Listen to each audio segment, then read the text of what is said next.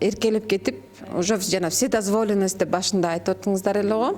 Мен тигинде кыла берсем болот экен, мында кыла берсем болот экен деп анан уже чектен чыгып кетиши мүмкүн, Бул жактан ошонун себеби, бирден бир себеби эмне деп ойлойсуздар? Көп мактагандан? Жок, неме. Хвалить тоже нужно за что-то. Или баланын өзүн эмес кылган ишин за что-то. То есть баланын өзүн мактап койду, мен жакшымын, мен кыйынмын, менден башка эч ким жок. Мен эле кылышым керек. А кылган иш мактаганда ал ушул жакшы экен, мен ушуну көрүп кылышым керек экен деп. Эми караңыздар, бул жакта мактоо менен оң кайтарым байланышынын айырмасы, анан кийин критика берүү менен терс кайтарым байланышынын айырмасы.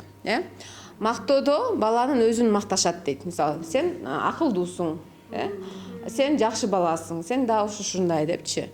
А оң кайтарым байланышта болсо, бул жакта болсо мактоого бала өзүнө эмес, анын кылган эмнеси, иши же жүрүм туруму басым жасалып айтылып кетет. Мисалы кантип, сен туура кылдың, сен акылдуулук кылдың, сен акылдуу эмессиң же акылдуулук кылдың. Экөөнүн айырмачылыгы бар, Бул мен аябай мындай айтканда кубантты деп, Критикада болсо, бул жакта бала өзү критикага дуушар болот. Сен акмаксың, сен дагы акылың кем, сен дагы ушундай депчи, өзүнүн жеке мемесине, менчигине. Ал эми болсо терс кайтарым байланышта болсо, бул жакта бала критикага, бала өзү эмес, анын эмнеси, кылган иши же жүрүм туруму туш болот. Мисалы, минтип кыйкырганың бул акылсыздык.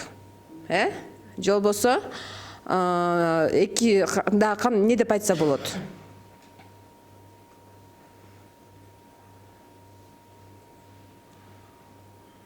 Осуждение терс кайтарым байланышка. Сен мындай кылсаң, мындай кылсаң кандай болмок? Терс кайтарым байланыш боюнча, То есть бул жакта вариант.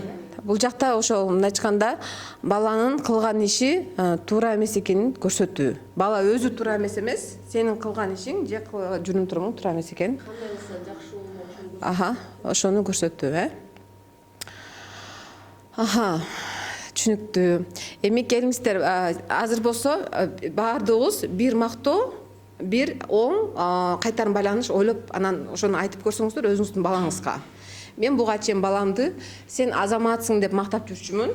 Эми оң кайтарым байланыш боюнча сенин ушундай сабакты менин жардамымсыз аткарып койгонуң азаматчылык болду деп айтам.